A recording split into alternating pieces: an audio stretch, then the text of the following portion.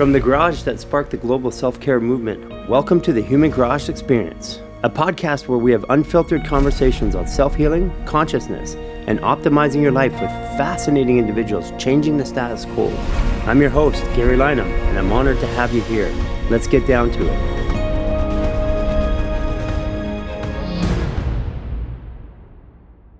How long have you been at Mind Valley? Solid 2 years. Mm-hmm. My boyfriend was like manifesting a business partner because he had made all this money and he threw it in crypto and he lost everything. So he wound up on this boat in Croatia with Vision. And they weren't doing well at the time because like webinars were dying. And he's like, I actually have this skill set called VSLs. And he's really good at them. So he started working, made a bunch of ads with them, and then took me to an event like January 2023. I guess that's 2 years. Mm-hmm. But I wasn't working with them. I was like in the audience, like, what is this? You know? But my brother had just passed away. So part of me was like, what would it be like to like feel okay again? And I went to the front of the stage because it was the end. And I just went like this. And I was just imagining that I'd be up there. And then the next day I was in a coffee line and this woman was like, I was just being me. She's like, what do you do? And I was like, nothing right now. I was like in the middle of horrible grief and all my own traumas. She's like, would you want to host an event with us? I feel like you have good energy. So then they flew me to Colombia for an event. And then I didn't host it. I just watched. And then ever since then, so all last year and most of this year. Yeah. Wow. It's like a random. And what else do you do outside of I work with a company called the School of Hard Knocks. School of Hard Knocks? Yeah. What Have is you the heard of school? No. Yeah, they're really big Instagram, YouTube. I think they've got like, I don't know what they're at now, maybe 12 million followers across their channels. It's like geared towards entrepreneurs. Mm-hmm. So, but it's like, I'll give you the quick story of it. My boyfriend's like very analytical, right? And he's like, you have to work on your goals. And he's like in the computer, like working on his goals. But then there's me and I'm like, I just want to go outside. It's so pretty out. And everything in my body was like, I want a cookie, go get a cookie. And so anyways, I go to get a cookie, they're sold out. And there's a longer version of the story, but I wound up meeting this like young guy with a microphone. She's like, can I interview you? And I'm like, okay. Like, absolutely. Actually, I was like, I just bought the best blue coat. So I was like, yes, slam it down. Like, what do you want to talk about? I was in my energy. And he's like, he wants to ask me what I would tell my younger self. And I never give him my name. I don't even know what his name is. And like a month and a half later, it starts going crazy viral. Like crazy viral on their channel, other channels. It winds up getting posted by Elon Musk, like just massive. Really? Yes. No, okay, I know why. Why? Well, I mean, outside of just your personality, you have a way of capturing the eye of the camera and all that, but you're a 29-degree Libra. So it's all about mastery of art at the global level. Yeah. Okay. That's why I'm here. Let's go. Beauty and art at a global level. Yes. I'm here for that. So they have built a really big channel that's geared towards entrepreneurs. So it's totally different market than like someone who's at Mind Valley, but I do mindset coaching with them. And then I am finishing my book, which I'm really excited about, which is all about reprogramming your mind, which was a big part of my thing. What's it called? Mind Virus.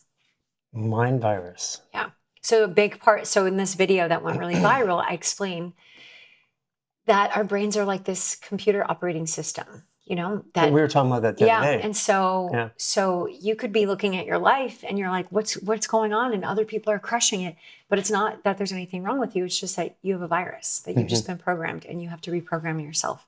Like our phone, it resets itself every month, but we never do that to ourselves. So it's this idea of removing the viruses, which are limiting beliefs and programs. And in doing so, we become who we're meant to be. Well, that actually is a virus. Yeah. Yeah. Technically, I'm not a big fan of virus. I know. You don't like that word. Viral theories. Well, because it's made up. Yeah. It's made up. I'm with you. So is the idea. But the real virus is in our minds. Exactly. And our minds are so programmable and our bodies are so programmable as a result that we can't see past what our mind thinks. We only see 4% of observable reality at best. Yeah. If that, yeah. Yeah. And so for me, I planted a seed in my mind in a really emotional moment that created this virus. And like any virus, if you don't take care of it, it'll spread. And it did, out of my mind into my body and almost killed me. Mm-hmm. So That Right. was after your brother's death? It actually started with him because he had attempted suicide in 2012. And so I had tried to make this. I didn't tell you the story. Yeah. Because your brother's birthday is March 21st. 21st. Yeah. That's the Human Garage's birthday. Yeah, that's wild. And then he passed on your brother's birthday. My brother's birthday. And my brother committed suicide. Oh. Yeah, so he hung and shot himself. And when he did Oh my God. yeah. When he did it, I was in clinic and I had this red mark on my neck and and it was like stinging and burning and it felt like my neck was out. And I got one of my therapists, doctors to try to work on it. And through the day, it just kept getting worse. And it's like a red marker on my neck. And then I got home and 2 days later, not the next day, the morning after, I found out that he had hung himself and shot himself. I'm so sorry. Yeah. Yeah, I know the moment my brother passed too. I felt it. Mm-hmm. And my mom felt it. Mm-hmm. I'm really sorry. Yeah. You know what? I at the time it was the first person close to me that had passed. I had lots of people around me that had passed, but somebody that was, because he was also my father. He was 13 years older. He raised me, and that was a turning point for me, because that's also when I decided to create the Human Garage. Mm-hmm. That was the catalyst when it became not just me trying to fix myself and help other people, it became an obsession to try and figure this out. I understand. That was my pivotal moment too, in both ways. So my brother has been like my biggest teacher in so many ways. So because in 2012, I had just made it to New York, like my dream job. I grew up watching like TRL. You remember that? Like MTV. So I was heavily programmed like, okay, MTV, that's where I'm going to go. And so 2012, I just graduated. I landed my first dream job at MTV. And I was like, hello, this is Kaitlin. And one day my mom called to tell me that my brother was missing. And so he was a veteran. And when he came back from war, it was really hard for him to adjust back into civilian life, because he was like, we're going. This is like, like our cousin was the pilot of the second plane that hit the tower. Mm-hmm. And so he was very like, we're going to go. And really? Yeah. Whoa. And so when you've got it coming from all angles. Yeah. So he was very patriotic in the sense, and we're programmed. So it's called TV programming. He volunteered to go to Iraq. And when he got there, he was like, we shouldn't be here. Like, I remember him calling us you could hear bombs going off. And he was like, I need sunglasses and I need sunscreen. We got to help these people. Like, this is so bad. We shouldn't be here. We shouldn't be here. And his heart is just so big. And it was really hard for him. So he wound up getting out early because he wasn't well. And they put him on a ton of medication. And one day he decided to take all of that medication to try to take his life. Mm-hmm. And my mom called couple weeks into MTV and he was missing. And so that was really like the start of my, because I really grew up in this beautiful, happy life. And that was the first time I understood that like bad things could happen, right. That he was missing. And my dad spent all day. The police were looking for him all day. And finally my dad found him at dusk. He just said this prayer and was like, please just let me find him. And he pulled into this park, looking, finally saw my brother's car. But by the time he got there, he was blue and his eyes were rolled back. And out of nowhere, literally 2 women with blankets are there. And my dad didn't even know where he was. And he was giving my brother CPR, and they put the blankets and told the ambulance. And by the time the ambulance came, my brother had shallow breath. And so I'm in New York. I fly to Louisville, Kentucky, where they are. And, my brother and I are 18 months apart. Like, he's my best friend. He when my high school sweetheart cheated on me, he got out of basic training, convinced his command that he would show up to take me to prom. Like, that's how close we were. Mm-hmm. And I see him and he's just in a coma, hooked up to all these machines. And I get to his hospital bed and I fall to my knees and I just start praying. And I just say, just give me what he has. Like, please just give me what he has. Like, let him wake up. I'll take it. And I share that because I don't believe it works like that. I believe in a higher power. Sure. But I do believe in the power of our mind. And in that moment, strong emotion, my brain is locked into the moment, and I planted a seed. I planted a virus that if he was going to be okay, I couldn't. Right. And by the grace of God, he woke up 10 days later, and they were prepping us that he was going to be brain dead, but he wasn't. Thank God. And, but somebody who's in that situation, you think just because they wake up, they're going to be okay, but it doesn't solve the reason they ever got there. Right. But a month later, I was in the hospital and I started to get sick. And that was like 9 years of a really hard path of being really sick, really like sicker and sicker and sicker. And I believe this is why this book is called Mind Virus. It's that moment in time was such a, you could call it a splash in the quantum field. You could call it a virus implanted in the operating system, but it was a moment that my brain locked in and shifted my life to be sick. And so that continued, and I got diagnosis after diagnosis after diagnosis until 2017. I was given 5 years to live. And it was like, oh my God. So there's so much I could share. What were the diagnoses? So first I got diagnosed with celiac. Yeah. Like my stomach was bleeding, and they're like, oh, it's a gluten intolerance. And I'm like, okay. So glyphosate. Exactly, glyphosate. And then I wound up getting diagnosed with lupus. And then I got diagnosed with Lyme disease, neurological Lyme disease with multiple co-infections. I was working for a company called DraftKings that does like big sports. I transitioned out of MTV. I was doing a show with the Amazon, and I was doing a show with a company called Scout in partnership with DraftKings. And I would do this fantasy football show. And I was like loving my life, but also suffering, and nobody really knew. And one day I just stopped talking. My producer's in my ear like, Kaitlin. And I'm like, yeah. They're like, are you okay? And I'm like, yeah, what do you mean? And they roll the tape back, and it was like lights out. Like I just glitched like a robot, glitched. And that's when I found out I had neurological Lyme with multiple co-infections. So I went on this Eastern medicine, Western medicine, antibiotics, IVs, enemas, fusion, you name it, I was doing it. And, it worked a little. I'd go through these things. What year was this? This was in 2016. I got this diagnosis. So from 2012 to 2016, it just went from diagnosis after diagnosis after diagnosis until in 2017, after doing everything that they said to do, I was just getting worse. And then I got diagnosed with something called scleroderma, which is an autoimmune. And for most people, it's external, so their skin hardens, but mine was inside. So my large and small intestine were hardening, and it was moving up through my heart into my throat. And if I was actually talking to you then, I would be like this, because it was just hardening. So I remember going to upstate New York. So I got this diagnosis, and then we're like, who's the best in the world? We fly to upstate New York, and they'd run some more scans. And then the doctor comes in and just literally looks at me like this and says, I'm really sorry, but there's nothing we can do. And at the rate of this, you're looking at 5 years best.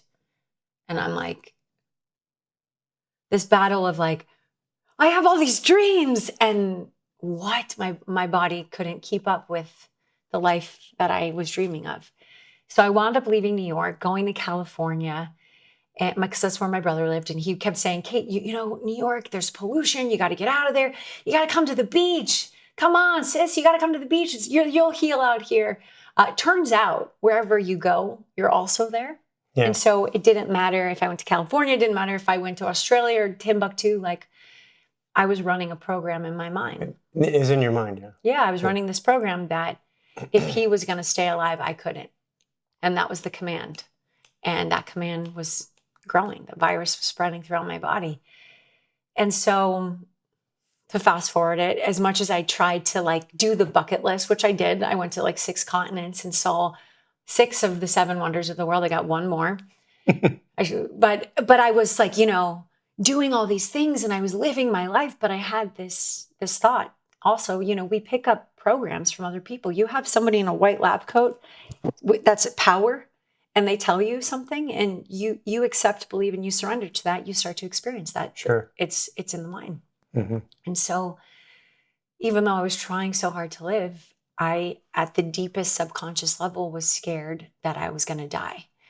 And when you're scared that you're going to die, you just start attracting more things to kill you. Sure. So I wound up developing tumors in my ovaries that were on the cancer spectrum, both my breast.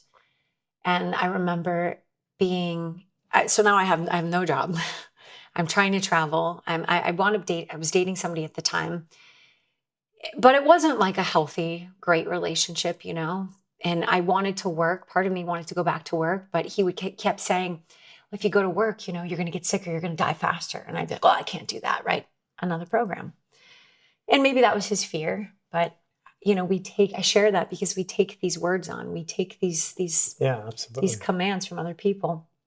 And so I remember being at Machu Picchu, you know, it was my 30th birthday. The Incas believed that the closer you could get to the heavens, the more that God could hear you, or spirit source could hear you.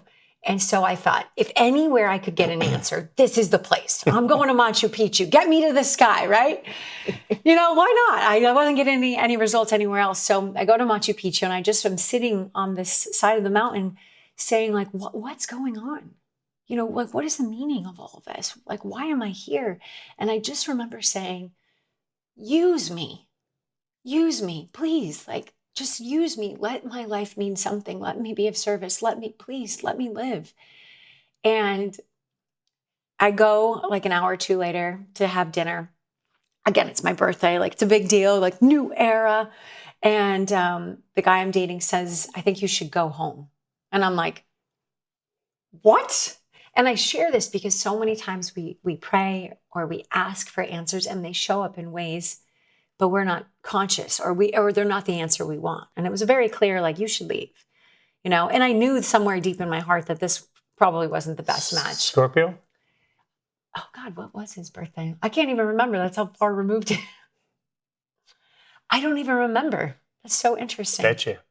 Okay, interesting. Good to know. I'll have to fact check that later. So, not the Scorpios are bad. It's just that it's the protectionism. Yeah. It's like be careful, don't do this, and you know you're on the other end of the spectrum. You're out there trying everything. Yeah. Yeah, that's so interesting. You would attract that. Your astrology says. Yeah, that's so interesting.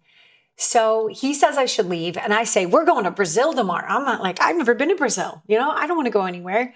So I stay, because that was not what I wanted. And I go to Brazil, and there I am standing at Christ the Redeemer, which is like, you know, this representation of one of these enlightened beings that I had been talking to, this collective. And I remember looking up at it like, whoa, like just in awe. And my ex was really tall. And so he starts putting this tank top on. And as he does, his elbow comes down, hits my sunglasses, shatters my nose, and blood is everywhere. My dress, my everything. I'm just, as if the universe was like, wake up. Like, do we have your attention yet? Mm-hmm. And so it was this emergency. So I wound up flying back home, and I go into the doctor, and of course it's broken, and they do these scans. And when they do the scans, they see I have a brain tumor. And I'm just like, you know, can it get any worse? I don't know why people ask that question. It's a terrible prompt to the universe. Can it get any worse? Yeah, because the answer, you know, don't ask that, right? Yeah. You know, we got to be so conscious of the words that we're using. And so I tell my boyfriend at the time, you know, I need surgery. And he's like, well, you know, you got to go. I can't fix it. Like, this is expensive. Go through insurance. But that's like a couple month process, because I had state insurance, because I didn't have a job. I wasn't working. And I remember him looking at me and being like, this is too much. Like, you need to go. And I'm like, I just found out I have a brain tumor. Go where? Thank God I have my brother. But I was devastated. I go to my brother's house, and I'm just broken in every sense. And yet part of me, you know, when we're young, we are so heavily, our brain is wired to look outside for love. You know, if our parents love us and then we're okay, we have a better chance of survival. And that was something I never really worked on at that point in my life, you know, and when you don't have anything else, right? I didn't have a career anymore. I didn't have money. I didn't even have anywhere to live. I really had nothing. I had everything. I didn't know it at the time. And I wanted so badly to just at least have, even though it was like, who says leave? And then you're like, oh, we should be together still. But I share that because I'm not the only one that goes through that having to choose to love yourself. And I remember it was the day before Valentine's Day. And I was like, I'm going to remind him I'm amazing. Like, I'm going to go to that house. And he was really into like old money. And I found coins from the 15th century Spanish coins. And I got this treasure chest and 30 red heart balloons. And I was like, I'm going to go to his house and I'm going to remind him how amazing I am. And Valentine's Day. And like, that was my plan. Right. So I remember texting him being like, are you there? Like, can we meet up? And he's like, I'll be out all night. And I'm like, perfect. He's avoiding me, but this is perfect. Right. And so I go over with all my stuff. And as I walk in, I see this like candle flickering and I could see these shadows and I see a head and I see another head. And then this blonde head pops up and it looks at me. And then this other blonde head pops up and looks at me. And then he turns around and it was like my treasure chest falls and there's coins rolling and I lose the balloons and I'm just like in shock. And he's like, what are you doing here? And I share this because sometimes it takes such an amount of pain to change. It doesn't have to, but that's how it happened in my life. And I remember just running out and being in my car and saying, I'm done. Do you hear me? Like, I will never live this life again. I'm done. And I meant it. I was so sick of being sick. I was so sick of being unhappy. I was so sick of not living this life that I truly believed I came here to live. And what year is this again? this is 2020. Mm-hmm. 2020. What happened August 2019? I don't know. That's interesting. But my birthday was in October. Yeah. That makes sense to anything. August, who knows? Honestly, it was like a blur. From May to August. Moving forward, 2020? Or the 2019 previous? before. I don't know. I was just traveling and trying to be okay, quote unquote. Mm-hmm. But there was no new diagnosis or anything pivotal. I think it all happened when I was on that mountain in Machu Picchu, which was October. Mm-hmm. Oh, right around your birthday. Oh, that was your birthday. It was my birthday. Of 2020. 2019. Oh, 2019. 2019. Okay, 2019. So it was, okay, there it is. Okay. Yeah, so it was after August. It was somewhere around August, that's when your astrology says that you're going to have the issue. Oh, yeah. Oh, I was having the issues, but the issues got more issuing. Right, I got it. So, okay. So I share about making this declaration because, it was this emotional intensity, different emotion, but I really believe as I was sharing is our brain zooms in on those moments and it takes a snapshot and it stores that as a long-term memory and it's high emotion, clear intention, command center. And so in that moment, I was really saying like, I'm done. Like I mean, I meant it with every cell of my body. I was done with this life. Like I want to be here on earth, but the way I was living. And I remember going to my brother's house devastated. And the next day I say, I'm going back to work. And I call my mom and dad. I'm like, I'm going to go back to work. And my dad's like, you just got diagnosed with a brain tumor. What are you talking about? Where are you going? What are you going to do? And I was like, I don't know, but I need to go back to work. I couldn't remember what it felt like to be happy. Mm-hmm. I couldn't remember what it felt like to do something I really loved. And I loved journalism. I loved telling stories. I absolutely loved it. And so I share that because you make a decision sometimes and the world responds to you. And 3 days later, I get a call out of nowhere, like out of nowhere. And it was a producer I worked with 5 years prior when I was in New York on this sports show. And not only did I not really ever talk to him, he wasn't texting, he was calling me, right? Which like who even makes phone calls? And I see his name, RJ, and I'm like, okay, that's weird. And I pick it up and he's like, Kate, like, how you doing? And I'm like in bed sobbing, like, hey, I'm doing great. Like, don't tell him. He's like, hey, Kate, any chance you're looking for work? And I'm like doing one of these. And I'm like, okay, hold on. I'm like, yes, I am looking for work, but I don't live in New York anymore. And he's like, well, where are you? And I said, I'm out in California. And he's like, no kidding, Kate. jobs in Santa Monica, which is an hour from me. Any chance you could be there on Monday? It was a Friday. I will never forget this. I'm like, yes, I hang up. I don't even know what it's for. I was so excited. I'm like, yes. I'm like, Sean, that's my brother. I got a job. You know, it was mine. He's like, oh my God, what are you going to do? I'm like, I don't know. I'm going to the mall, because I really believed, you know, when I was really sick, I had to act. For a long time, I waited for a doctor to tell me I was going to be okay. Sure. And then I realized I have to just start acting like I am. I have to feel different. I can't wait for, you know, the diagnosis is clear. And what I was looking at didn't say it was ever going to be. And so I remember being like, okay, I'm going to get an outfit. And I go to the mall, I get 3 outfits, and I'm like, this job is mine. And on Sunday, I text him, I'm like, hey, RJ, what's this for? And he's like, we're looking for the West Coast correspondent for Sports Illustrated. And I'm like, you got to be kidding me. Like, right? These jobs, you need an agent. Like, Right. This is not just like, oh, a random phone call, you know, on a Friday. So I go to Santa Monica, and I go in, and I crush it. I absolutely crush it. And they invite me to come back the next day. And I'm going in, and of course, nobody knows that I'm dying, right? Sure. I'm not like, hey, you guys have health insurance, right? I'm just like, all right, we're great. And so where this tumor was, it was pushing against my pituitary, and I was lactating. And I share that because it was... Really? Yeah. So, I mean, I was not sexually active. I was not pregnant, but I was full on lactating because this tumor was hitting my pituitary, messing up my hormones. And so I'm like in the bathroom, like, you know, stuffing my bra, not in a weird way, just because I had to make sure it wasn't coming through. And, you know, this is what I'm going through. And I share this because a lot of times people are like, well, it wasn't that I didn't feel not well or that even my body wasn't responding. I just had to overcome it. I had this chance, you know, I had this like this glisten of light, like maybe, just maybe things could be better. And so I crushed it on Tuesday. They're like, come back on Wednesday. We need you to meet the CEO. And I'm like, oh my God, this is my life. This is amazing. Wednesday, the CEO meets me. He's like, we're so happy you're here. You know, we'll see how this plays out, but it would be great if we get the opportunity to work with you. I go back on Thursday. Thursday, stories start getting weird.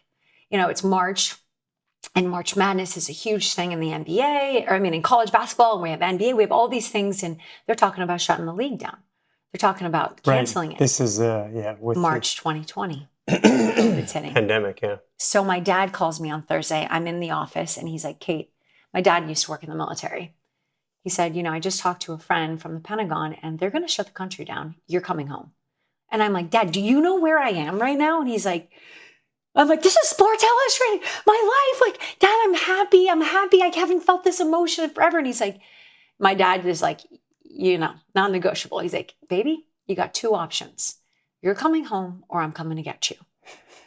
So I have to go tell my boss that they're going to shut the country down. I don't know if he thinks I'm crazy, but he's like, okay, Kate, like, you know, do what you got to do. And so that next morning, Friday morning, I fly home, and I just feel like my life is over again. You know? Do you remember what date that was? March? I don't remember. It was the Friday of March 2020, and they shut the country down on Monday. Yeah, I remember that. So I was just thinking, was that your brother's birthday?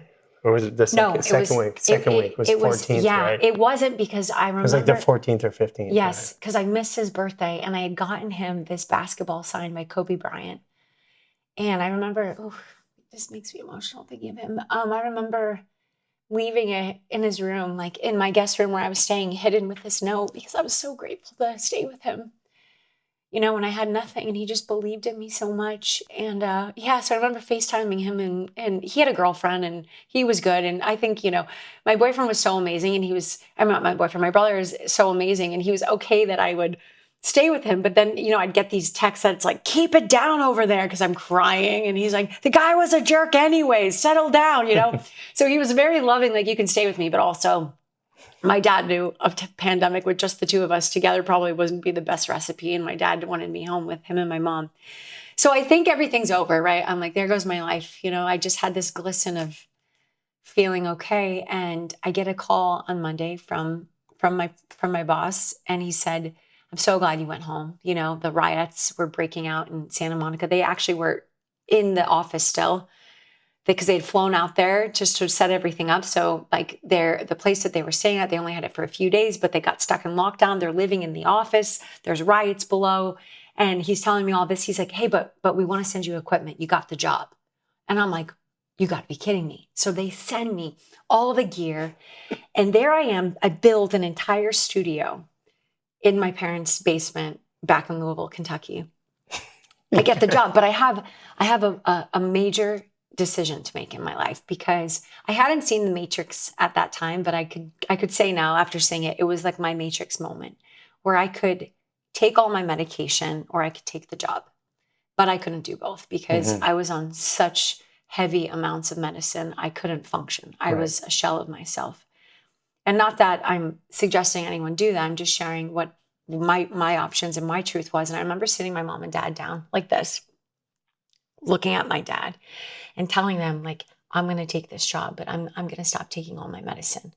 And my dad, with anger and frustration and probably really scared, looks at me and he's like, so we're just going to play make believe, Kaitlin. We're just going to pretend this isn't happening. And I was like, that's it, Dad. That's it. I need you. And I need you to believe it with me. I need you to believe it with me. And he really struggled with that at first. And I think my mom did too. But you know, what other options? I was already really sick. And I think part of them thought, if I could just be happy for this amount of time, you know, it would mean something to me, even though they were super scared.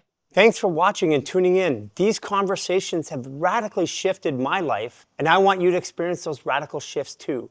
Take these conversations and integrate them into your body by joining one of our fascial maneuver reset programs. Introduction to Fascial Maneuvers, 7-day reset or 28-day reset.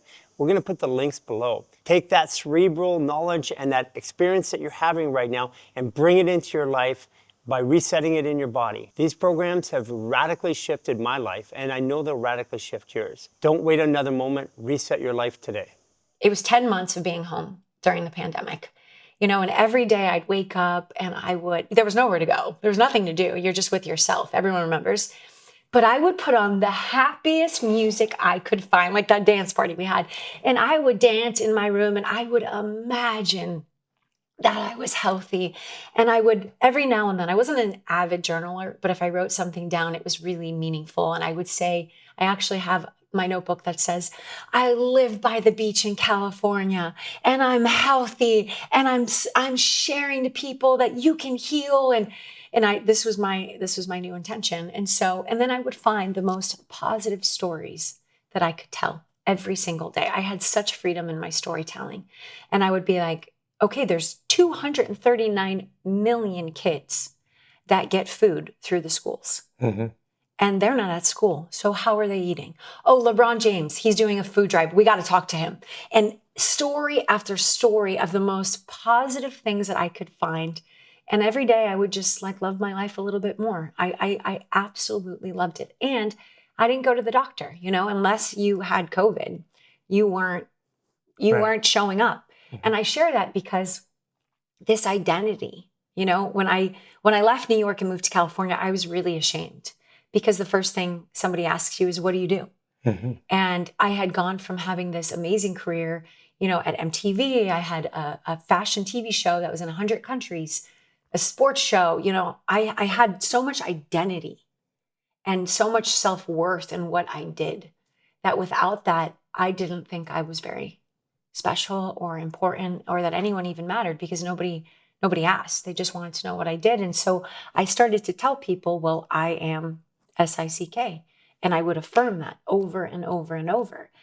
And I share that because during this time at home, I stopped telling that story. You know, for a moment in time, I was just back, you know, I was every day. And when you're sick, you don't even get out of bed. You know, it was a lot of effort to get out of bed and to take a shower and to get dressed. But now I had this passion that I was doing, and I would wake up and I would get dressed, and I was, you know, I just started to believe more in this new future and this new possibility and show up as it. And despite, you know, my hair falling out, despite, you know, my right knee was very hard to move because of the lupus, despite all of the things that were going on, I I would overcome it every day by the music and by my mom and dad, by the love that I had, by the dancing, by the imagining, by the stories I was telling. And after 10 months of doing this, my dad was like, okay, sat me down. Very, my dad's very like military man, like, okay, we're going to talk. He's like, I know we're playing make-believe, Kate, but the country was just starting to open. It was beginning of 2022. You need to go back. You need to go back out to California. You could fly at this point, and you need to go see what's going on. And part of me was like, why? Like, I'm so happy. Everything's good. And I was feeling better each day. Like, I really was, The thoughts we think, they release chemicals. The dancing, the movement, all of that. I was learning in a way. Now I know how to hijack my own pharmacy, how to be my own pharmacy. Yeah. So I fly back to California because it's really important that when you do these scans, you do them on the same machines. Right? You don't want to get a brain scan in one state and then another. You want it to be the same machine and the same people reading it. So I go back and I'm smiling. I get my brain scan. That's first. And the doctor comes out, shows me a tumor's gone. And he looks at me and he's like, what have you been doing? Like just with that questioning. And Garry, all I could think of was, I just fell in love with my life. I fell in love with my life. And then I went to get my organs checked, gone, everything, perfect health. And I had surgery that was scheduled right before the pandemic hit to take these tumors out that were cancerous. And I never had the surgery, but they weren't there anymore. Every single thing in my body healed, every single thing. And for 9 years, I tried everything to heal. And the moment I stopped trying to heal and just started falling in love with my life, started being whole, started being healthy, started changing the story, loving it. And again, it wasn't like I was super distracted going places because it was a pandemic. My body healed. And the last doctor I went to was the ENT. Because if you remember, I had my nose broken in 2 places and I had to get surgery for that. But the pandemic, my insurance, so I went through insurance. And by the time my insurance got approved, and at the end of February, we were looking for doctors in March, and then the pandemic hit. So again, that got pushed. So the entire time I worked for Sports Illustrated, I would go like this because my nose was broken, but I didn't care. It was like the last thing. And they'd be like, Kate, look straight. I'm like, can't do it. I knew my angle. Like, I can't do it. But I didn't care. I was so happy. So I wound up, at this point, though, it's sinking in. And the ENT is like, you have to get this fixed. We have to rebuild this. And he sends me to a doctor in LA, and this guy freaks me out because I go in to see him and he's like, well, actually, your face is not symmetric and we should really do this and we should do that. And I'm like, I'm not coming to you because I want, like, here's my scan, here's my insurance. So I got really scared and I said, I can't do this in California. And I had a cousin that lives in New York, and she goes, I know this doctor. He works in trauma. He's been in the trauma hospital for 20 years. I've never been to him, but he has a great reputation. I fly out immediately to New York. I see him. He's so calm, so chill. And he's like, yeah, it's a 45-minute surgery. You can be back on camera in 2 weeks. And I'm like, let's do it now. Like, let's get it done. I had just worked my first Super Bowl. Tom Brady won. Like, it was a big deal. He went to the Bucks. My stories were, I literally remember my mom dropping me off my dad dropping my mom and I off at the airport. And my stories with Sports Illustrated were on the cover of the New York Post, NBC Sports, Bleacher Report. I broke this amazing story. And I thought to myself, like, oh my God, like Willy Wonka, I got the golden ticket. I'm alive. I'm healthy. Like my career is it was everything I imagined. It was really everything I imagined. Like, this is what life is. This is what my life was supposed to be like. And now I'm just going to get this fixed. And I had a lot of anger in it, right? I had a lot of anger that even though it was an accident, that this could have happened and that my ex had handled it this way. And I share that because I think it's so important to understand the energy we're in when we make decisions. Mm-hmm. So I go to get this surgery, 45 minutes, except I wake up 6.5 hours later. And I wake up and I am screaming because I was laying on the operating heating pad for so long and nobody moved me that I had burns down my back. My mom wound up taking me to a wound clinic, a burn clinic in New York to get treated. And I'm just thinking, what happened? Like, I'm in absolute shock. My face is swollen. My eyes are black and blue. And all I keep thinking is, I have an interview with Tom Brady. Like like my mind was just like, I have to prepare for this. This is happening in just a few weeks. Like, this is like, what would happen? Like, I have to, what happened? And I remember going back into the doctor, and you have like a bandage, and he takes the bandage off, and I see my mom's face, and it is like terror. She looks at me, and that was all I needed to see. And he hands me the mirror, and I look in the mirror, and I'm like, who is that? And I learned when I was sick that I'm not my job, right? Okay, I guess I'm not my job. That's not really me. I'm not where I live. I'm not this relationship. I'm not any of these things. But the last thing that we really think we are is this body. We look at ourselves every single day, and that's how we identify. And when you look in the mirror and you don't recognize yourself, it was so traumatizing, not just because I looked different, but because I felt so unbelievably violated. That I could be under anesthesia and somebody could just decide to make changes. And he did. That's what happened. He decided to take ribs from somebody else and sew them in and put an implant and shave my side of my face. And I went into Whoa. shock. While you were under. Yeah.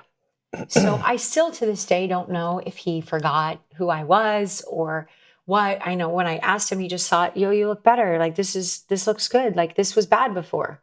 And I'm like, I literally went there through my insurance. It was a whole thing. So I lost my mind. Like, when I tell you I lost my mind, I put a hat on, and it looked like I was on hardcore drugs. Like, I would do this thing where I would try to soothe myself, and I couldn't sleep. My parents, I remember my mom would just bring me these smoothies to just try. So I would eat. I was down to 85 pounds. I weigh 115 pounds. So if you can imagine, 30 pounds less. I did not know. I didn't want to die, but I had no idea how to live. No idea. But I kept remember seeing my brother in a coma when he attempted suicide. And I thought, I know what it feels like on the other side. I can't do that. And that my parents would take me to all these different doctors, all these psychologists, and every single one of them would just give me a prescription. Just give me a prescription. But I was so scared because you look at those things, they have a black box warning, Sure. right? Number one thing, may cause suicide. I was already right there, right? My reoccurring thought was just, you got to end it. You got to end it. We had a pool. I would jump into the pool. I'm not kidding you. 20 times a day. Every time I thought about taking my life, I would jump in the pool. I would jump in the pool. I would jump in the pool. It was like I was trying to shock myself. I don't even know how I knew this, just intuitively. I would jump into the pool to just try to get that thought out of my mind and swim and swim and swim until I was so tired. And then I'd stop, and then I'd jump, and then it would come back, and I'd jump in. And one day, as I was not well, my dad comes to me, and he doesn't say these things. Like, this is so not him. And that's why I believe it was such a message from something higher. He comes to me and he says, Kate, there's this yogi that put his hand through a cave wall. Just like out of nowhere, Gary. I'm at like the dining table, and I'm like, what? He's like, yeah, I read about it. There's this yogi that put his hand through a cave wall, and he can mold matter. And I'm like, how do you know about this? And he said, it's in the beginning of this book by a guy named Dr. Joe Dispenza. And I thought, that's it. I'm going to go to one of these events, and I'm going to learn how to mold matter, and I'm going to put my face back together. That was my intention. And so I went to an event with my hat in the back, and, I never meditated in my life. I didn't know anything about it, but for like a moment, 30 seconds, I would feel peace.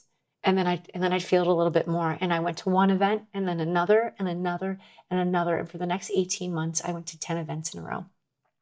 And I would learn how to disconnect from this world and start to create a world inside of me, start to imagine new possibilities, start to just learn that I'm this creator. And I never had heard this before. Nobody taught me this, right? Like, I did not know this.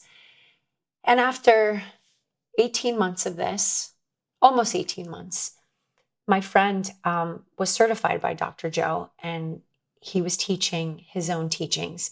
And he knew that I was sick and healed. And he was like, you got to tell people. But I didn't want anyone to see me. I never went back to Sports Illustrated, ever. I never took my hat off in 18 months, ever. I was like, I just disappeared from the world. I didn't want anyone to look at me or to judge me or to know what happened to me because I was so broken and ashamed by it. It was just absolutely traumatizing. There was so much, I don't even know how to explain it. It was really hard for me. And so after 18 months of this, I'm at this event in Panama. And it's a small group. There's like 12 people. And there were 3 girls there. And they were beautiful. 16, 18, and 20. And they were beautiful.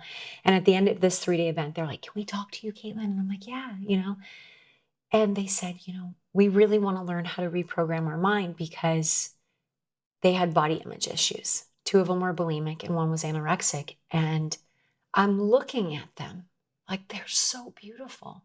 But how could I tell them to love themselves when I didn't even love me? And it was the first time I ever shared what had happened to me. And I had my little hat on and I told them the story. And I said, look, it was like everything made sense in that moment. I said, I'm not going to wear this hat again because we're not this body. We're the soul inside and we are beautiful. And we made this pact, and I still talk to them, and they're still doing great. We made this pact together. I would never put my hat back on, and they would never hurt themselves. And it was like everything that I went through made sense. It was like life made sense. It was like I remembered who I was and the power that I have that everybody has. And all I wanted to do was tell my mom and dad, right? Like I had put them through hell with my illness and then my mind, and I'm calling them. Nobody's 30 minutes. But simultaneously, I am like, healing your body is one thing. It like unbelievable. But if you live in a prison in your mind, it doesn't even matter, right? It was so terrible. It was so much worse for me. And so to have this freedom, like for the gates of prison to open and it's like heaven, I'm like, I'm back. Like, oh my God. Like I was free from it all, free from the identities, from everything. And I'm calling and nothing. And then finally my dad calls me and I'm like, Dad, oh my God, Dad. Like I'm just so high on life. And I immediately can sense in his voice that something's wrong. And my dad was calling to tell me that my brother went to bed and never woke up. And in that moment, it was like 30 minutes and I'm back on my knees. Like, don't believe it. That's what I told him. Don't believe it. If we don't believe it, it isn't true. Please don't believe it. Please don't believe it. And that was another pivotal moment for me of these highs and lows. And in that moment, I realized like, I knew what could happen if I let this take me down, right? I'd been down that road. It's disease and it's suffering and it's horrible. Or I could take everything I've learned and use it to help. But it's interesting because I'm working on a book and I'm reflecting as I'm writing it and I'm thinking, I begged for him to stay. I begged for him to wake up, and that planted this virus in my mind. And the moment that I really got it all, his soul left. It's just interesting, but I got 10 more years with him. And for that, I'm so grateful. But then, it wasn't until his service, and I hadn't seen anybody. Like I was so embarrassed by even my own family. Like I saw my grandma and my little cousins, but like anybody else, I didn't see him. And I remember at my brother's service, my parents were like, you don't have to talk. And I was like, what? And it was the first time I realized that it's not about me. It was the message that I had to share about my brother. And that's just really led me on this path to want to help people remember that we're more powerful than we've ever imagined. That what we think is true is not true. What we think is reality is not reality, that we can heal. That I really believe we're never even meant to be sick. I really, truly believe that the only reason I got sick is because I created that virus within me. But today, it's happening in real time. You can't go on your phone without getting programmed, without getting infiltrated. You can't, God forbid, if somebody watches TV nowadays, it's like your brain is, you're in a relaxed state. Your brain is dropping to alpha. The door to the subconscious mind is open. The operating system is there for somebody to come put code in. And they're saying all of these things. Then they show these bright colors with happy people. They're like, you don't want shingles. Da, da, da. If you've had da, da, da, da, da, right? And they're getting programmed to be sick because somebody else has a drug, a solution that they can monetize. But I believe that there is a higher consciousness, a higher power, God, creator, spirit, source. I call it a God, and I believe that that living God is living inside of all of us, and that we all have this power to create, to heal, to bring our light to the world, to bring our dreams to the world. But it took me, many challenges for that. And I guess I realized that the way out of everything is in. And that the truth is here, that this is the treasure chest, the real treasure chest that we're looking for. I could keep going, but that's so much, but that's brought us to where I am today, of really having this mission to want to help people. Yeah. Where are you today? So I work a lot with a company called Mind Valley, which we've met at, which is the largest personal development company in the world. I work with another company called the School of Hard Knocks because I really believe, look, I'm pretty mainstream. I think that modern day monks are those that are, and I'm not saying I am, but I think that we can't be tucked away with knowledge. We have to be where people are. We have to talk to people in a way that they're going to understand. And so I share that because I like to reach different demographics. So I work with a company called the School of Hard Knocks, and it's entrepreneurs. And it's amazing because they don't know anything about the subconscious mind or anything about being a creator or how going in your heart activates this electromagnetic field and all of these, neuroscience ideas that I get to tell them about. But they do hit blocks, and they don't realize that those too are viruses. Those Sure. too are things in their mind. And so I'm working on a book as well that will come out soon called Mind Virus that kind of breaks this whole idea down of, how we've been programmed and how you can unprogram yourself or reprogram yourself. And then my newest venture that I haven't told anybody about is music. And so I just wrote my first song and just recorded a music video a couple of days ago while I was here. Wow. And so for me, music was such a powerful tool to get up and to listen to positive programming. And I don't think people understand that you have to stand guard at the gate of your mind. I think of it like in medieval times where they have the castle and the moat and the guards there. Nothing goes in my mind unless I want to experience it, because I believe that's how powerful we are. And people don't realize, like, you watch a movie and there's a chase scene, and what happens? Your palms start sweating. Right. Your heart starts beating. You're not even there. And yet your own body is reacting to it. And what they don't realize is that's releasing chemicals in your body that are creating incoherence. And what's incoherence? It's disease. And I'm not saying that one movie is going to do that to you, but you watch the movie, right? Some of the biggest podcasts are murder and crime. Why do you want to imagine that? God forbid, if you break the word down, imagine, it says, I'm a genie. Yeah. You're the genie. Right. And when we use our beautiful imagination, we create. And so a big pivotal moment for me was going to a Taylor Swift concert. And, I'd loved her for years. And I really wanted to go see what that energy was like, because I believe you can create, and there's such a vortex of energy. But I started thinking as one of her songs was playing, like, oh my God, I'm the problem. It's me. That is a horrible affirmation. I can't walk around saying that. I guess that's where we start to meet, because my whole journey, I started from programming, computer systems, operations, to programming the human body. And, what I found is that where the program exists is not like we call the mind or the brain. The brain is typically thought to be the mind, but the programming is in the body. Yeah. And the mind's just telling you what that programming is. So that's why your hands sweat. That's why your palms sweat. That's why your heart goes. Yeah. Because that's what's being programmed. Exactly. In real time. And then people go around and they call their life fate, but it's not. It's just the programming that they have. And so I say, fate. F8. I ate it. Yeah. And it's in my body. Exactly. And we can have perfect health. I truly believe that. Well, what is perfect health to you?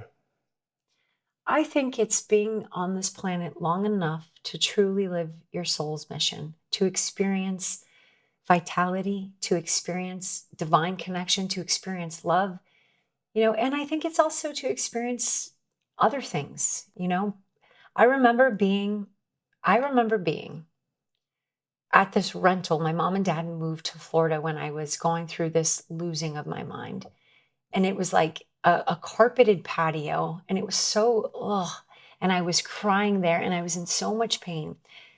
And my mom and dad were like, just, you know, not in a bad way, but they just knew I wasn't sleeping. They're just like, just take a little bit of the Xanax, like just take a little bit. And I remember saying to them, no, I didn't come here not to feel. I don't want to feel this, but I didn't come here not to feel. And I think that that's the beauty of life, is that for a moment, we're not in oneness. We can actually distinguish ourselves between this cup and this microphone, and we get the opportunity to feel and to feel what grass feels like, to feel what love feels like. You know, losing my brother has been the hardest thing of all of them. But I know that I feel so much pain because I can distinguish what love is. So do you avoid pain? No, but I don't stay in it. What is pain for you? There's physical pain of like actually having like physical pain when my body was really not okay, where my joints weren't okay, where I felt like, you know, it was the first time I was grateful to live in New York City because I could go from my bedroom to my kitchen to a bathroom in just a few steps. I was like, this tiny apartment is working out. But it's that actual physical pain of your body feeling like so sick that my own consciousness was like, I don't even want to be in this thing. Like physical pain. There's emotional pain. Like there's nothing. I don't even know how you can. My brother's my best friend, and I still miss him. My heart still hurts and misses him. And then I feel it, and then I think to myself, I'm so grateful that I have the best brother. Like that I could feel such love, that I know the difference, right? The pain is there because I love so much. And I think we have to have that duality of life. And I'm sure there's other pains, and I think it's important to feel it. My thing is, though, you can't stay in it. People live a life now where they're in pain. And you say, Garry, why are you in pain? And they'll say, well, you know, if you understood what happened to me 10 years ago, you're still carrying that? I get that a lot. You're still carrying that? I get that a lot. Yeah. I mean, my life is a clinical practitioner, is people telling me their stories. Yeah. And so for me, you want a better life? You got to tell a different story. Words matter. We are matter. What we are saying is showing up here. Spelling. So when you're telling a different story, there's that turning point that everybody goes through. It's like, but it's not real. Of course it is. Of course it is. There is that version of you being healthy is more real than anything. You resonate with that more than anything. What's not real is your disease. And I believe that we all come here with a purpose. I believe that. I believe that every single soul has a beautiful light that they're meant to shine. And what's not real is everything that is blocking that light. So you had this trove of diseases. Yeah. Diagnosable. They all go away. Yeah. So are they real? Are diseases real? You know, I think yes, they were very real. The symptoms and what I experienced was very real. And yet I can look at it and say, I understand my part in that. And I can also say, are we just co-creators of our disease? I think at this point in time, not so much, because we're being poisoned. Okay. So I think I know this is because we've talked already. Yeah. So I think that. And where do you think? I mean, are you comfortable talking about that? Yeah, of course. Oh, I'm passionate about this. I can look at. What depths of poisoning? So my dad loves nature. You know, I grew up and I went to church, and my mom would, you know, and I loved the worship. I mean, I love the worship music. But I went to church, and my dad would always say, baby, let's just go outside. God is all around us. This is church. This nature this is God. And it was a very, you know, and my mom would be like, you're going to go to hell if you think that. But now I don't believe that, right? I do believe God is in everything and all around us. But I share that because my dad loves the woods. And I remember when they bought land, and then, you know, they bought land in Kentucky, and it was an area where there wasn't a lot of resources for people. So my dad said to the neighbors, hey, if you want to use my land to grow crops, you can keep the profit. I don't need it. And I remember them coming in and spraying Roundup on everything. And my mom being like, this is poison, right? Were they intentionally poisoning the land? I don't think so. I think that they not were the people, but no, but the companies. The companies. For sure. I mean, Yeah. it's like, let's create the solution and then let's make a problem for it. Mm-hmm. And I think, and I can tell you firsthand what I've lived through. Yes, I believe that there was a virus that I planted inside of my mind. And I also believe that the product of our environment, it absolutely plays to it. So you obviously take care of yourself. Of course. Yeah. The food that I eat is extremely important. And if I can, I find it organic as much as I can because it's less chemicals. I love being in Europe because there's way less. I wear makeup, but all my makeup, I scan it. Everything's clean. Everything's organic. So it's almost like you have to be your own advocate. You have to have awareness of what's going on. Why is it going on? I wish I knew. I really wish I knew why they're spraying our skies and why they're poisoning our land and why every commercial is a program for pharmaceuticals. My best guess is that I think more and more people are remembering that they're divine. And what do I mean when I say that? I mean that they're eternal, that they're powerful. You know, Dr. Joe Dispenza Could it possibly be? I'm just going to throw it out there. It's so obvious and so extreme. And you believe in darkness and you believe in light. I don't necessarily believe in evil. I believe in darkness. Is it possible that there just has to be enough darkness to push us into the light? For sure. I think that's totally possible. I mean, because that's where I'm at now. I mean, Yeah. I fought the system, as you know, for many years. Yeah.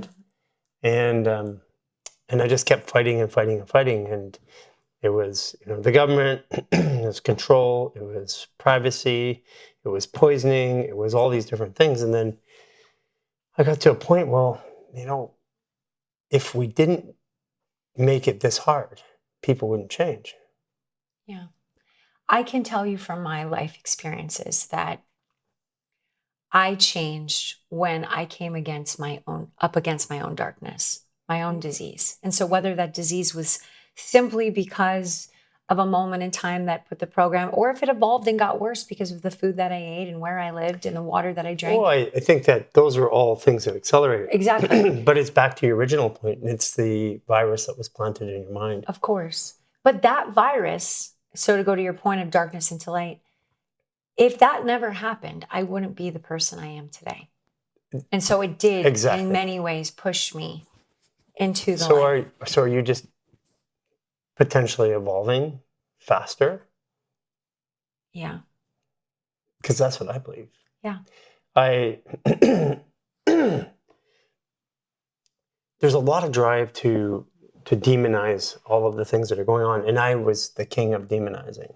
In the middle of all these great conversations, sometimes you still need to take a minute to stop and breathe. Let's do that together. We're going to breathe 3 times through the mouth and 3 times through the nose. This is going to activate and rebalance your parasympathetic nervous system so you can absorb more.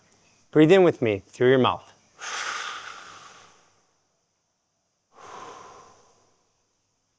2.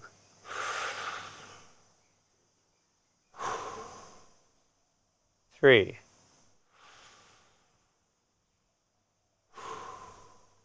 Now 3 breaths through the nose.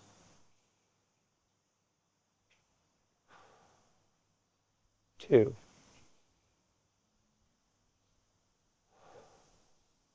3. Now with that simple 6-breath reset, you can go back and enjoy more content. There's a saying that I always use: when the pain of staying the same is greater than the pain of changing. Society, like people in general, change when that pain is too much. Now, some people change in advance. And it was funny because as you were going through your story at 2020, December 2020, I actually wrote a end of life message because I thought I wasn't going to make it. And there's a couple times during my journey, because I was detoxing from the poisons that I had accumulated all those years. And during the pandemic, it was the first time I ever stopped, and my body went into cleaning mode, and I thought I was dying, literally. And once I recorded an end of life message. And that was my journey from 2020 through to where I am today. Yeah. I think that it's a call for us to remember. I was talking to Dr. Zach Bush, and he was sharing with me that we're meant to have a 12-strand DNA. Right. But our cells can only hold 2 right now. Correct. Because of our body and what's happening, except for one cell. Do you know this? Cancer cell, which is 4. So although we look at it as disease, in many ways, it's tuning us back to remembering. It's the call. The human body, it's a fluid adaptive biological computing system, and it needs stimulus to grow. And the best stimulus it grows against is pain or suffering or compression or trauma. Yeah. And we grow against it. But as an individual, it seems, wow, this is incredibly hard. But as a society, over time, like if I was looking at it from a standpoint of like a tree, if I trim back that tree, it grows. Now it seems pretty reasonable because I'm looking at the tree from outside. I'm a human being. Now, if we look at a species of human, what if the intention was to trim us back to grow? Yeah. And that thought came to me as I was going through my own journey.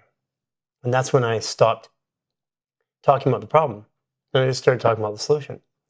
Absolutely. Like, what is it that we can do? Like, what can you do today? Even in, Fibonacci, which is all of evolution, it's 3 steps forwards, 2 steps back, 3 steps forwards, 2 steps back, but we're still growing. But I also believe, in my opinion, that this idea that it has to be painful and hard to change is also a program. That is the program for sure, because pain is fictitious. I show people all the time. You'll see videos if you watch me demonstrating pain going away. I put the body into a 10 pain, and then I physically tell them to give a command to their body, and the pain goes away. Yeah. And I do this to show this. I show this to doctors all the time. Yeah. Because that means that that pain isn't what we think it is. It's our belief that it's there. Like everything, the power is us.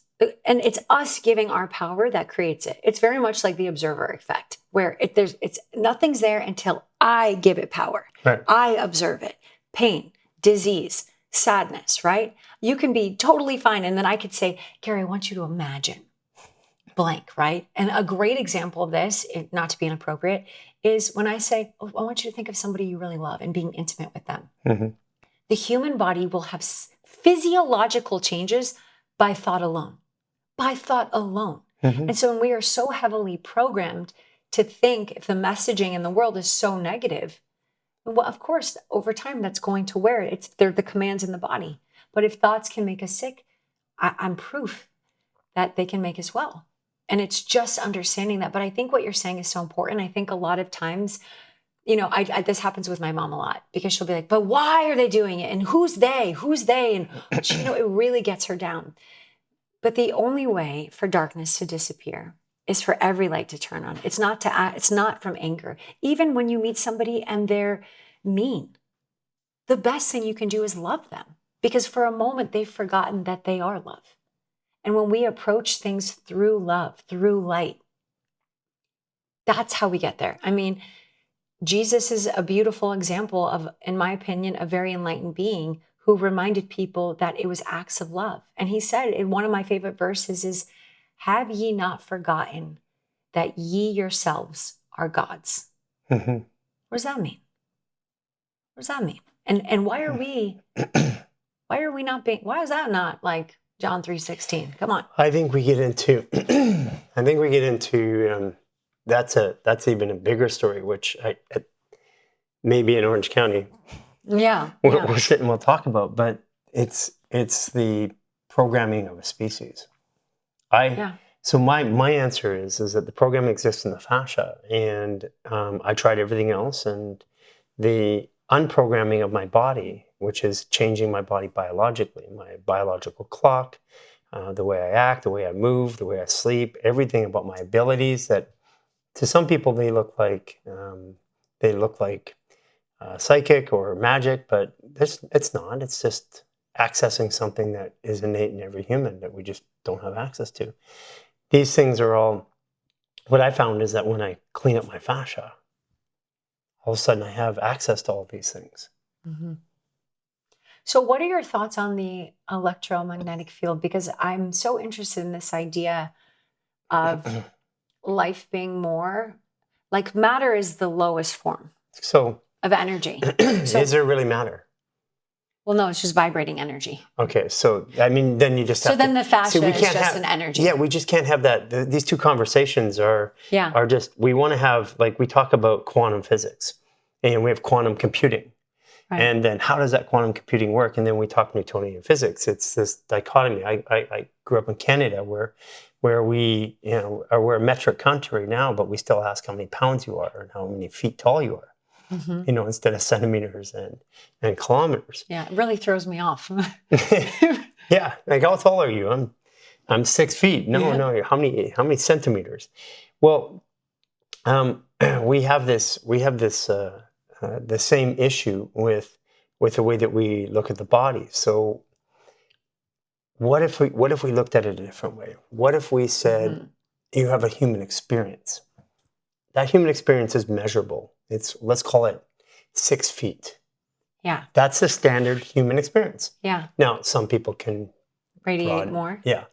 But at that higher part, it's a higher frequency. You and I can't see it. Yeah. But our dogs can, animals can, Kirlian photography can, photonic scanners can, thermography can. It measures the the light that we can't see, and there's light that's out here. Mm-hmm. And as we get closer to the center of the human experience, it vibrates slower, it gets denser. That's why. And then as we go through the body, it gets all the way to the bone, it gets denser. And the densest part of the human experience is the part that we identify with. And that is the densest part of the human experience. But we have pretended that we have this energy around us. And, I'd propose that our God force is that energy. And I don't have that energy around me. That energy has at the center of it a stubby, dense human that it's trying to get to do things, and it doesn't really receive a lot of instructions very easy.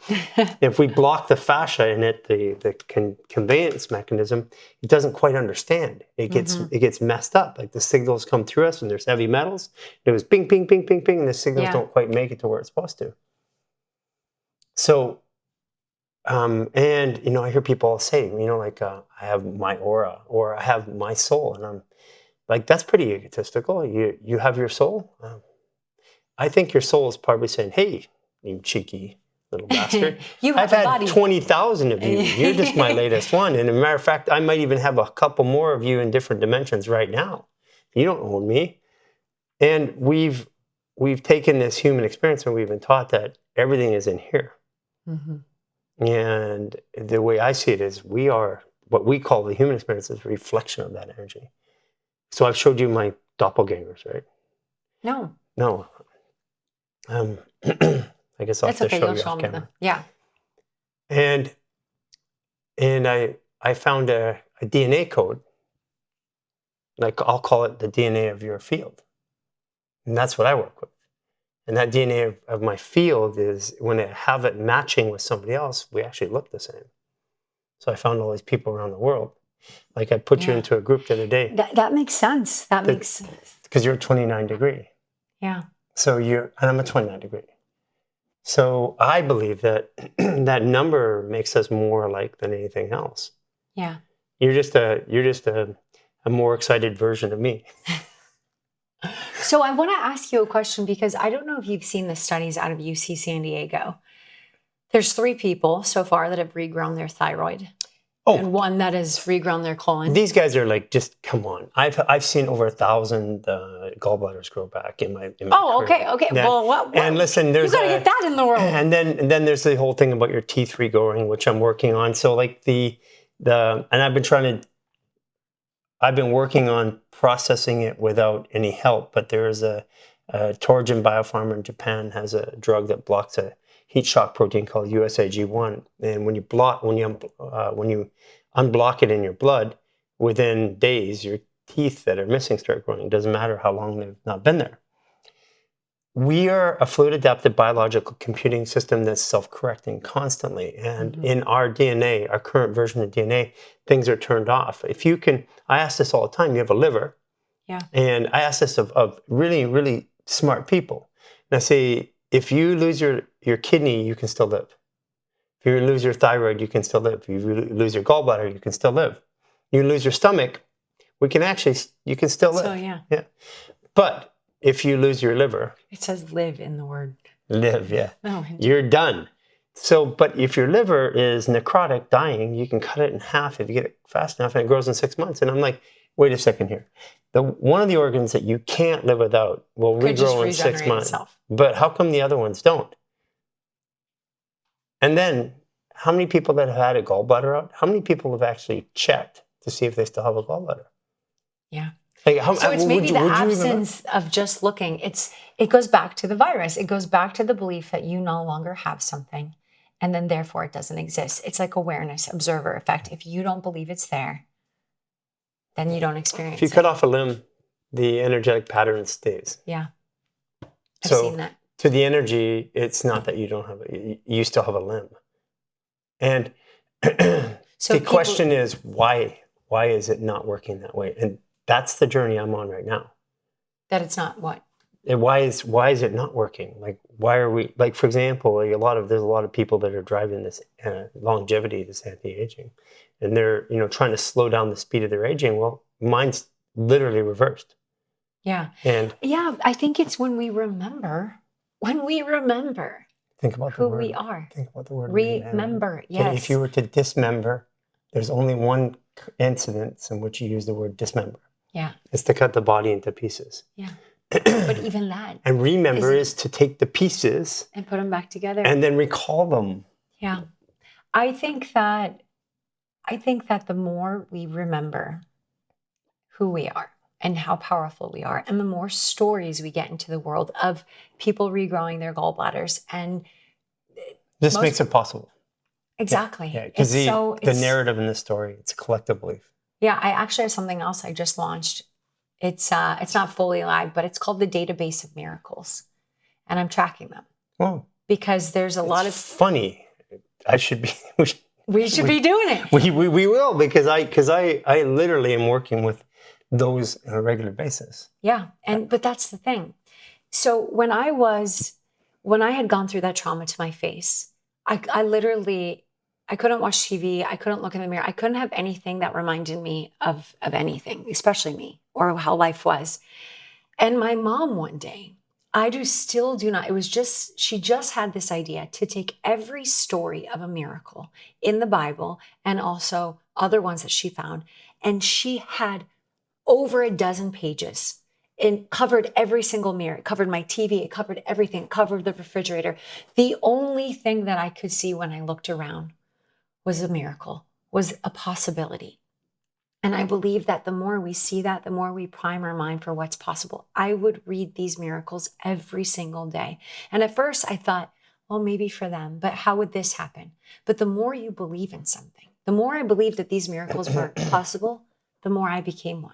Right. And there is a collective belief. Of course. And that collective belief has that narrative, or that collective belief has every one of the fluid adaptive biological computing systems that actually registers against that belief when we walk into the field. Mm-hmm. That's why people that live out of the virus, the education, the system, and stuff like that, they just don't know about all this. Exactly. Disease. People are walking around sick and they have no idea. It's the moment they're given a diagnosis and they accept, believe, and surrender to that new identity, and they look at somebody that they perceive is smarter than them because they have a white coat and they're in character, they give their power away. Diagnosis, dies, to. Agnosis is to tell a lie or to die. So to tell a lie and die. Of course. Our words are literally spells. And if you start tracking, like I'll tell you my favorite word on the opposite of that. My favorite word Well, one of them. I love enthusiasm, right? Because if you break it down, it says in theos or in God's presence. So Right. the idea of being enthusiasm, you're connected. That would be describing you. Oh, thank you. Thank you. I love enthusiasm. Thank you. Love you. But I also love the word excitement.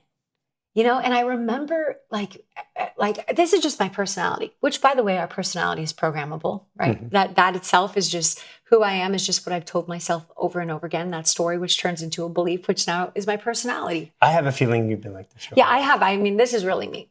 Okay. This is really like my baseline me.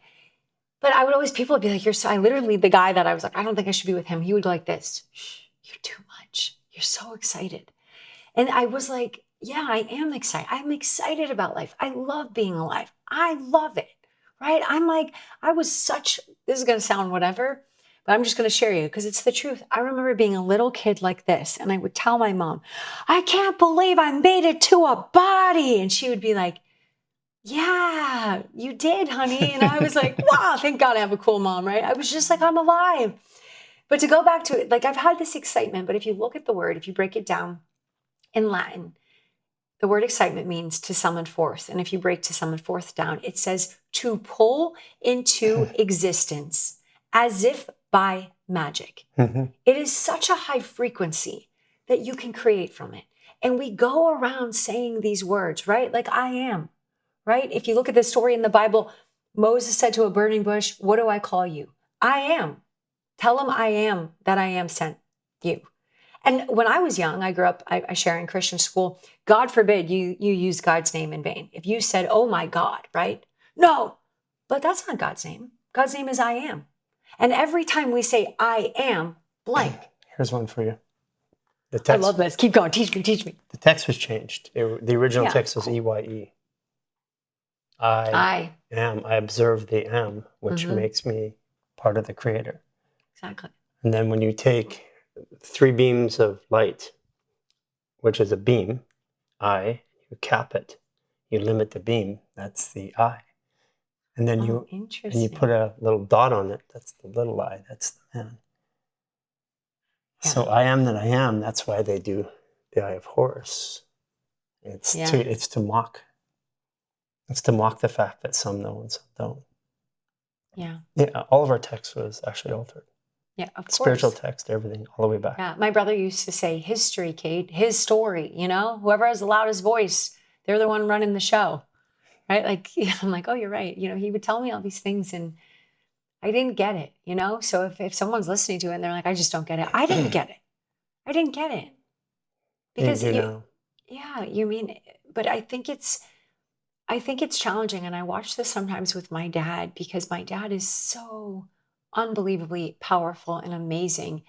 And yet, for him to really believe what I would call the truth, he would have to die to so many old identities and beliefs. And that's really hard for people. Sure. That's really hard. You're telling me that I served a country and I did this and I did that. And that's like, that's not the real, like so it takes this, and each soul has to be ready, right? Like I used to want to tell everybody, you know, I remember I was at a Joe Dispenza event and I was like, you can walk and you can walk. And they're like, you got to stop lifting people up out of wheelchairs. And I'm like, I literally got in trouble. I was like, but I know they can. But I'll tell you one good story real quick. I know it. I was at an event, a Joe Dispenza event, and I was in this row. And in the beginning, everybody's dancing. And I'm like, I see this guy who's like my age sitting in a wheelchair. And everything in my body was like, you got to get him up. You got to get him up. He has to remember. And I'm scanning the room. I'm like, I need somebody big. And it was like, whoop, like cast it out. I saw the biggest human I have ever seen in my life. I'm not kidding. This guy is 7 foot tall, massive. And I run up to him. I'm like, perfect. And I'm like, hey, I need your help. I need your help. And he's like, is everything okay? I'm like, yeah. I need you to help me lift this guy out of a wheelchair. And he's like, do you work here? I'm like, no. So we go over and we're like, we go up, we ask, right? But we're like, hey, do you want to get up with us? Do you want to dance with us? And we lift him up and it was like life came back into his body, into his face, into his eyes. 13 years he was paralyzed. He got into a snowboarding accident, broke his back. Doctor said he would never walk. Never tried. I mean, he tried a little bit, but he gave up. Yeah. you know, but he didn't fully because he was at an event, and I don't know, maybe some part of him was like, there's a possibility. He's up, he's dancing. 3 days later, I will show you the video. He took his first steps in 13 years. Whoa. 3 days later at that event. And he still does his walking meditation. There's so much I have to tell you and talk to you, but first of all, I never sit here and listen. Sorry. So No. I'm telling you. I'm going to tell you a this miracle is awesome. story. Everybody behind the cameras is going to laugh because I'm always the one talking. So I've never sat here and listened, but I've listened to you intently because you embody in every aspect the miracle of life. Thank you. And there's very few people I ever really listen to. And I say that thank you. Because you embody every aspect of this life. Thank you. It means so much. I really believe what I'm saying. Yeah. I've lived it. And that's why I listen. I know. If I listened to doctors, I wouldn't be here. I really wouldn't. If I took those medications, God knows what I would have done, right? I had less than a strand of a hair of strength left in me.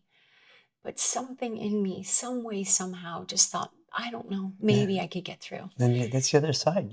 You embody light. Thank you. And I thank you for saying that. I just want people to know that no matter how hard the present moment is, you can change it. That we are powerful, but we have to take our power back. We have to remember who we are. We have to get outside of the programs and take time to reprogram ourselves. Consciously choose every day, what do I want to think? What is the story I want to tell myself? And it's not easy at first always, right? I was there. I'm healthy. My body's like, no, you're not, right? It took me years of getting to this place of understanding. But it can take a moment. I have seen miracles in moments, and they look like us.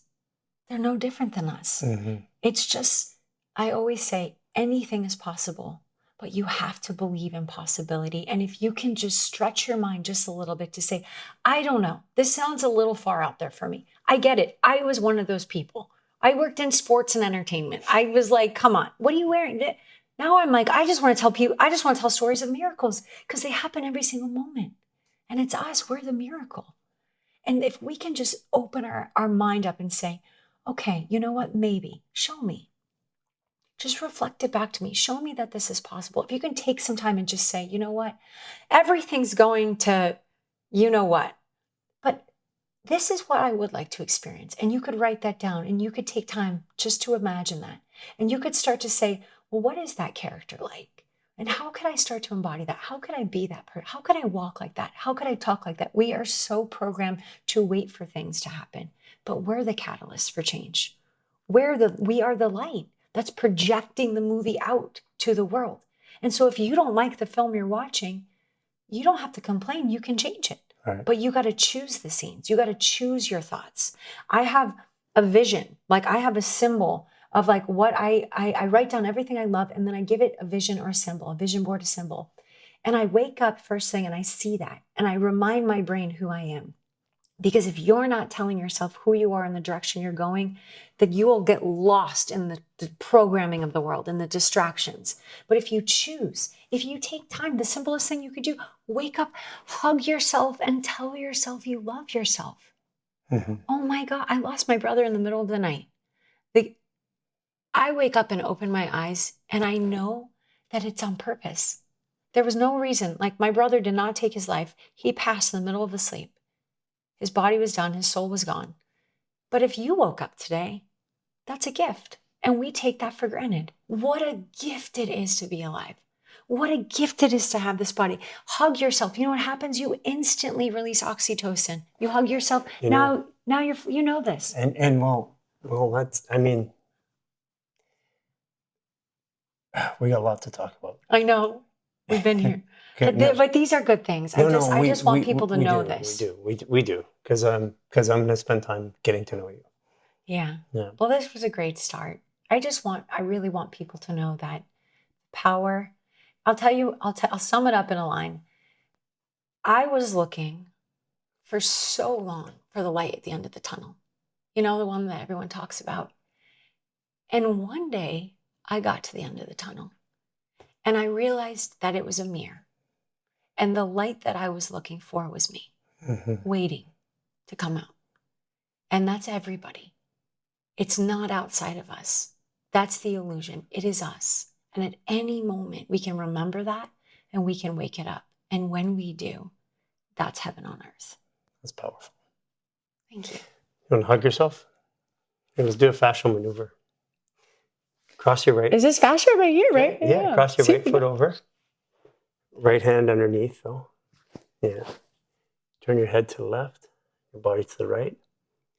And then we'll breathe 6 times, 3 through the mouth and 3 through the nose. Breathe in.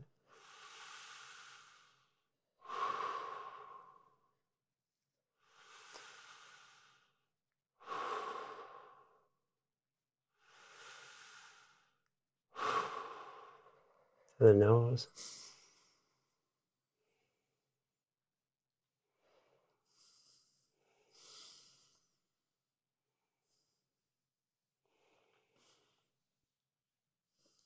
Wow.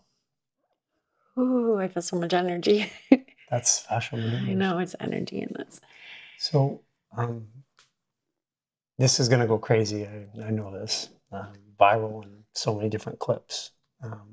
So where do people get a hold of you? How do they follow you? Oh, thank you for asking. So I'm on Instagram now, and that's at Kaitlin O'Toole. There might be an underscore at Kaitlin O'Toole. You could just type that in, Kaitlin O'Toole. And hopefully by the time this is in the world, they can hear the music I'm making. The first song is all about manifesting it and speaking it to life. And I promise I'll be sharing it. Yeah, I'm telling you, you start singing that and saying that, your body loves repetition. Your brain. I'm coming down to Orange County to do the book thing, and I think Sahara is going to be there too. So, okay. So I think we're going to get together. Okay, well, I would love that. Yeah. And we can dance. We can listen to music. Yeah. Yeah. Maybe we record something. Exactly. Let's do it. It's true. But music is so powerful. It's the sneak attack. And the people are waiting for the book. It will be coming out. Yes. Yep. Mind I'm virus. almost done. Yeah. It's called Mind Virus. Mm-hmm. And yeah. That's what I think I'm calling it. That's what I've been calling it. And then someone the other day was like, that knows my story, was like, what about I'm so sick of being sick? And I'm like, that too. I am sick of being sick. I know, but Mind Virus is better. Yeah, that was how I explained it. And because that's what it is. It is. And not that this matters, but that video just by Elon Musk alone, which you could feel whatever about him, but it's got over 100 million views and people resonated because everybody knows what a virus is and you can get rid of those. Yeah, that's awesome. So because I didn't know that. I'm going to go look for it now. Yeah, it's so good. Thank you, Kaitlin. Thank you so much for having me. Thank you for allowing me to share my greatest understanding of the truth. It's a privilege. I'm super excited about getting to know you, about where this goes. Thank you. Okay. Thanks for tuning in. And if you enjoyed this content, follow us on social media channels, The Human Garage Experience, Apple, Spotify, and all other channels. We're on a mission to inspire 1 billion people worldwide, and the way that you participate is by liking, subscribing, and sharing our content. Every share that you take brings us one step closer to that billion people. This has been a fantastic episode. We enjoyed presenting it to you. Be a part of this worldwide revolution and share it now.